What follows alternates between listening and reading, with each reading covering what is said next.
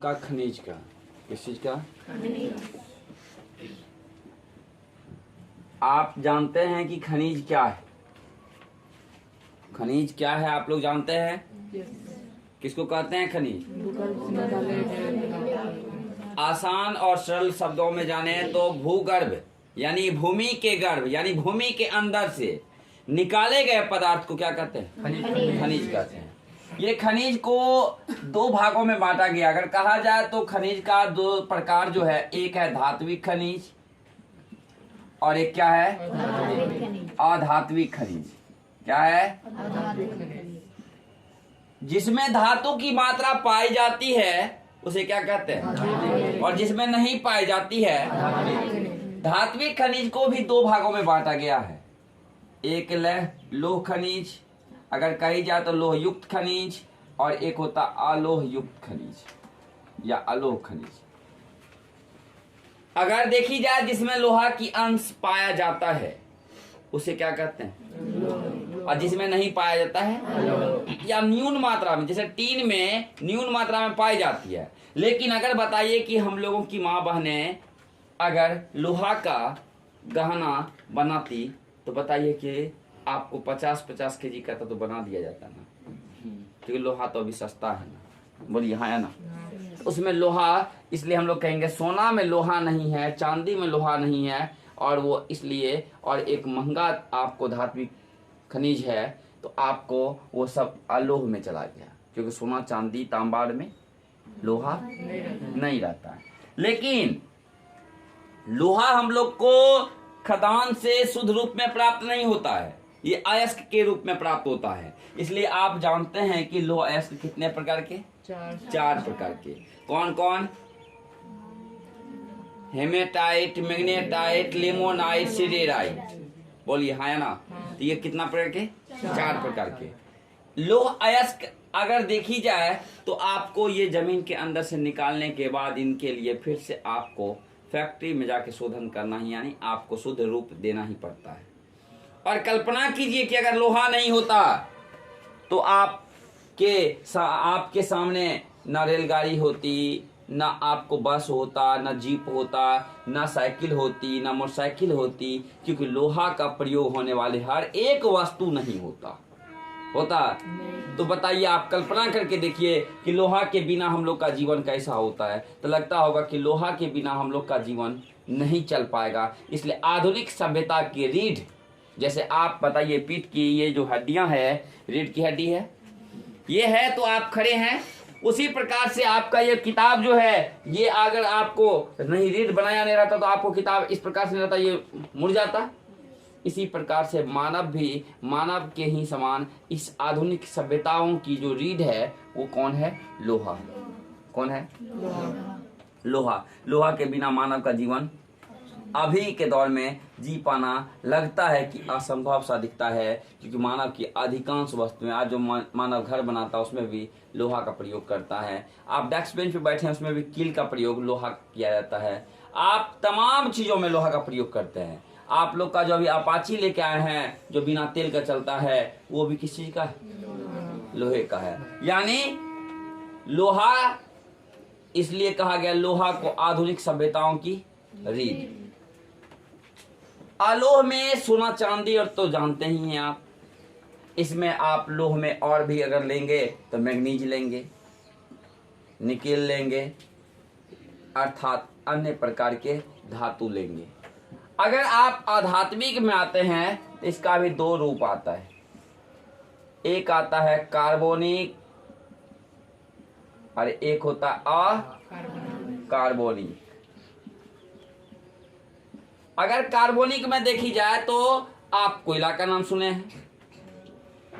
कोयला का नाम सुने हैं। कोयला भी चार प्रकार का होता है: एंथ्रासाइट, बिटुमिनस, लिग्नाइट और पीट। आप जानिएगा, इसका एक आप नाम सुने थे लिमोनाइट, इसका लिग्नाइट। लोहा का प्रकार सुने थे क्या? लिमोनाइट। इसका सुने क्या? लिग्नाइट। दोनों में अंतर याद रखिएगा, यानी दोनों का वर्ड, क्योंकि कभी कभी पूछता ये निम्न में से कौन लोहा का प्रकार, अयस्क का प्रकार नहीं है। तो लिमोनाइट नहीं, लिग्नाइट लिख देगा तो आप लिमोनाइट ली एक के याद नहीं रख लीजिएगा, क्योंकि दोनों शब्द अलग अलग है। कोयला 4 प्रकार के होते हैं, इसमें भी सबसे अच्छा कोयला जो है एंथ्रासाइट, जिसको कोकिंग कोयला के नाम से भी हम लोग जानते हैं। कोयला का दूसरा रूप बिटुमिनस है, और तीसरा जो है आपको लिग्नाइट, जिसको भूरा कोयला के नाम से भी हम लोग जानते हैं। और लास्ट सबसे खराब कोयला जो है पीट, जो धुआं देता है, और एंथ्रासाइट धुआं नहीं देता जलने पर, इसलिए धातु गलाने में उसी का प्रयोग होता है। किसका? एंथ्रासाइट का। इसके अलावा पेट्रोलियम, आपने जाना कि पेट्रोलियम का सबसे बड़ा उत्पादक राज्य जो है आपको असम, और सबसे पहले वहीं खोजी गई थी। और असम में आपने जाना था कि डिगबोई में 1901 ईस्वी में, कितना ईस्वी में, तेल शोधक कारखाना स्थापित किया गया था। क्योंकि पेट्रोलियम जो जमीन के अंदर से निकाली जाती है वो शुद्ध रूप तो निकलता नहीं है, उसको शोधन करने के लिए पहली बार इंडिया में 1901 में कहा, असम के डिगबोई में आपको स्थापित की गई थी तेल शोधक कारखाना। और तेल शोधक कारखाना को ही हम लोग और भी कुछ कहते हैं, क्या? तेल परिशोधनशाला। तेल शोधक कारखाना और तेल परिशोधनशाला, ये अगर देखी जाए तो अपना इंडिया में 2 प्रकार से स्थापित की जाती है। कितना प्रकार से? उदाहरण पेश कीजिए कि अगर इस, जहां आप अपना लोग बैठे हैं अभी, अगर इसी इलाका में पेट्रोलियम मिलना आरंभ हो जाए तो अपना लोग यहीं एक फैक्ट्री तेल शोधक कारखाना खोल दें, तो बताइए जिस क्षेत्र में पेट्रोलियम, उसी क्षेत्र में ना तेल शोधक कारखाना स्थापित हो गया। इसको कहते हैं क्षेत्र आधारित। जिस क्षेत्र में कच्चा माल, उसी क्षेत्र में फैक्ट्री भी लग गया या तेल शोधक कारखाना भी लग गया, उसका नाम क्या हो गया? क्षेत्र आधारित। अगर इस क्षेत्र में पेट्रोलियम नहीं है और फैक्ट्री हम स्थापित कर दिया और पेट्रोलियम ला रहे हैं कहाँ से, तो आप गुजरात से, कहाँ से ला रहे हैं तो असम से ला रहे हैं, कहाँ से ला रहे हैं तो मुंबई से ला रहे हैं, जहाँ जहाँ आपको पेट्रोलियम है, इसका मतलब है कि यहाँ बाजार आधारित फैक्ट्री स्थापित की गई है, तेल शोधक कारखाना स्थापित की गई है। कौन सा आधारित? तो बताइए अपना बिहार में तेल शोधक कारखाना की कुल संख्या कितनी है? एक, और वो है बरौनी जो बेगूसराय जिला में। और वो बताइए आपको कौन सा आधारित हुआ? बाजार आधारित, क्योंकि अपना बिहार में पेट्रोलियम की बात तो हम लोग नहीं किए हैं। बोलो, किए थे? नहीं। इसलिए हम लोग जानते हैं। और 2011 के अनुसार, कितना के अनुसार? 21 तेल शोधक कारखाना अपने भारत में।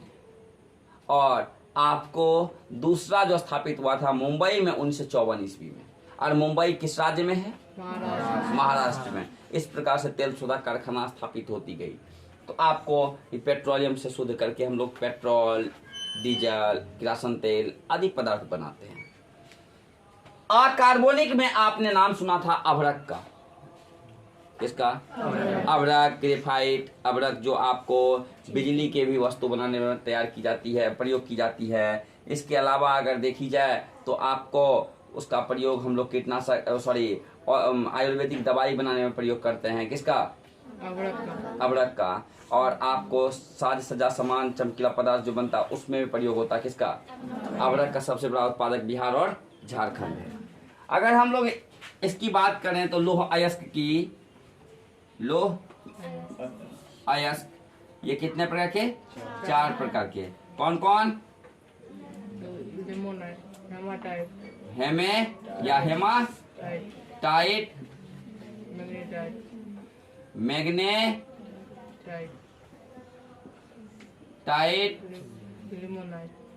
लिमोनाइट,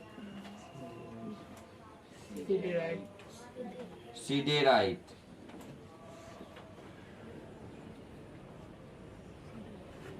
और आपको कोयला की अगर बात करें तो बिटुमिनस, लिग्नाइट,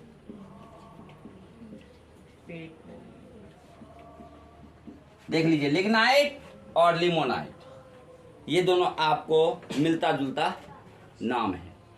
इन सारे खनिजों को हिंदुस्तान में 3 पेटी में बांटी गई है। कितना पेटी में? 3 पेटी में। जरा से तीनों पेटी आपको कंफर्म रखिएगा कि पेटी के आधार से आपको ऑब्जेक्टिव पूछी जाती है। सबसे पहले आइए उत्तर और पूर्वी प्रदेश में, पठारी प्रदेश में। कहाँ? उत्तर पूर्वी पठारी प्रदेश में, पठारी क्षेत्र में। तो आपको झारखंड, पश्चिम बंगाल आदि जो राज्य है, आपको विभिन्न प्रकार खनिज के उत्पादक वाला ये आपको आता है। कहाँ? झारखंड, बोलिए, पश्चिम बंगाल आदि राज्य। तो आपको ये राज्य में आप याद कीजिए कि झारखंड हमारे हिंदुस्तान का एक ऐसा राज्य है जो सबसे ज्यादा कोयला का उत्पादन करता है। तो क्या कोयला का प्रमुख उत्पादक राज्य। उसके बाद अभड़क में भी अगर नाम आए तो अभड़क में भी आपको कौन आगे है? झारखंड और बिहार। तो सब उत्तर पूर्वी में ना चला आया। तो खनिज की पहली पेटी बताइए कौन सा? उत्तर पूर्वी पठारी क्षेत्र। और दूसरा आ गया आपको दक्षिण पश्चिमी पठार। दक्षिण में चलिए, सबसे दक्षिण इलाका हिंदुस्तान का मैंने कहा था कर्नाटक राज्य। कौन सा राज्य? कर्नाटक राज्य। अगर कर्नाटक राज्य की ओर चलिएगा तो आपको, और तमिलनाडु राज्य की ओर, तो आपको सबसे ज्यादा सोना का जो उत्पादक क्षेत्र है कर्नाटक। और कर्नाटक कौन सा क्षेत्र में चल गया? आपको पहले था उत्तर पूर्वी पठारी क्षेत्र, दूसरा था दक्षिण पश्चिमी पठारी क्षेत्र।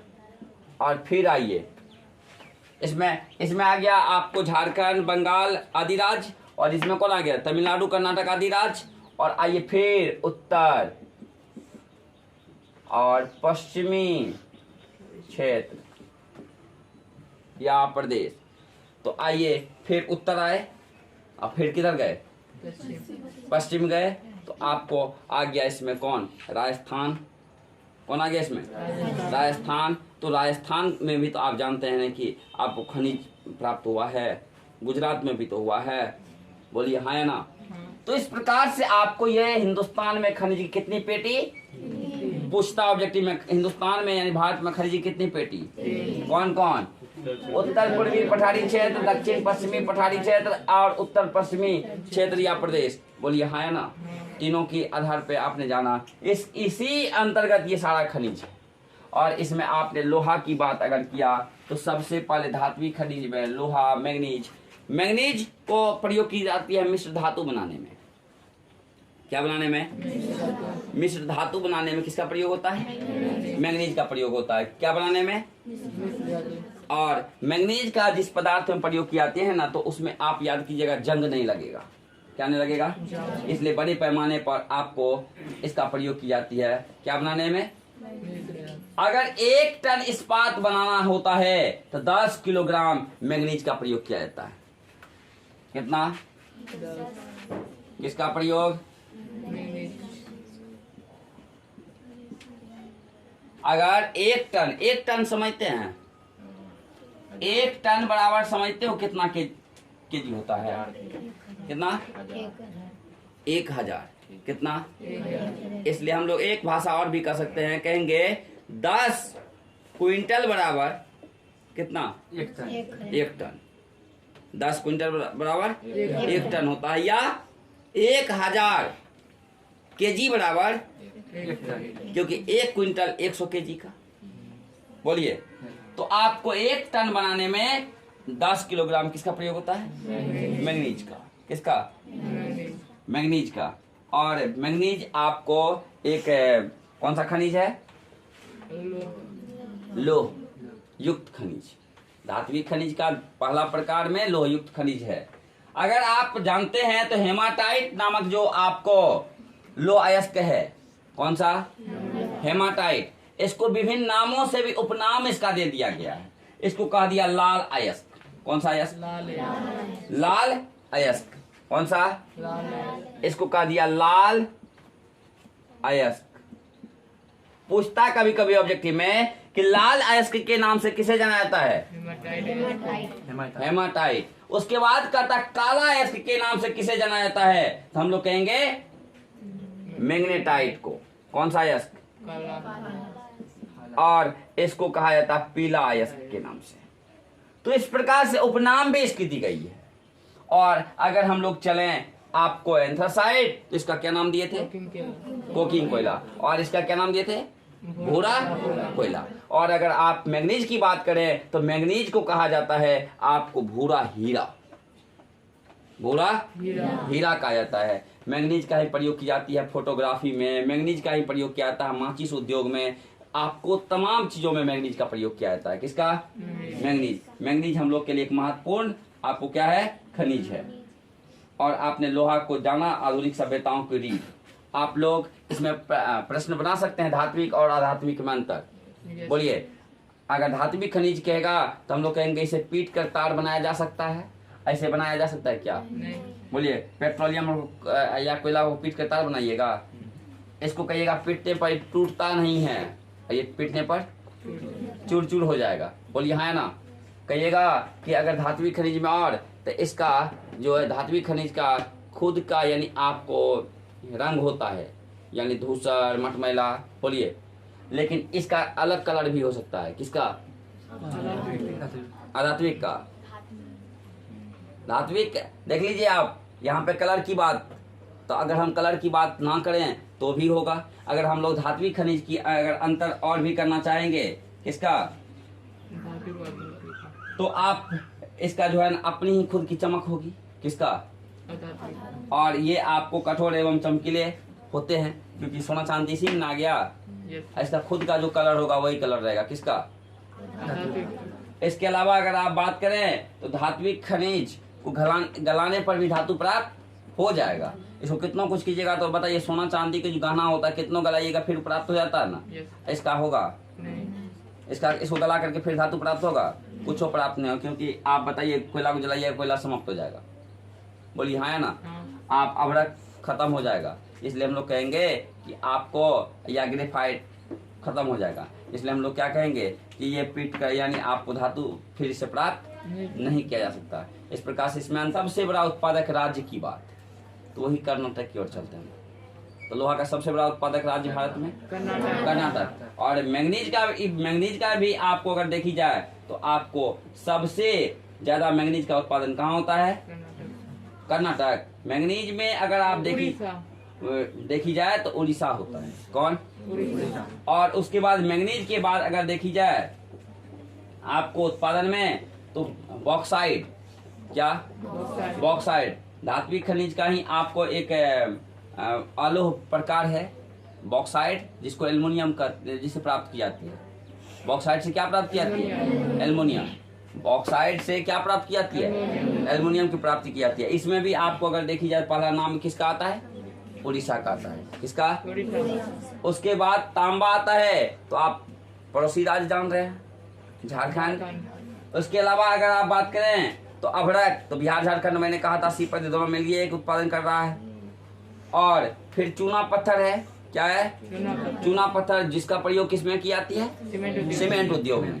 सीमेंट उद्योग का प्रमुख कच्चा माल चूना पत्थर। इसके अलावा डोलोमाइट आदि भी है, लेकिन सबसे ज्यादा चूना पत्थर का उपयोग। चूना पत्थर का जो आपको प्रमुख उत्पादक राज्य है मध्य प्रदेश। कौन सा प्रदेश? मध्य प्रदेश। तो इस प्रकार से आप जान रहे हैं कि विभिन्न खनिज आप हमारे लिए क्या है? उपयोगी है। तो ये जितने भी खनिज हैं आपको एक दिन ना एक दिन समाप्त हो जाएगा। इसलिए कहता है कि खनिजों का हम सबों को क्या करना चाहिए? संरक्षण करना चाहिए। संरक्षण का मतलब क्या? उसके बचाव करना चाहिए।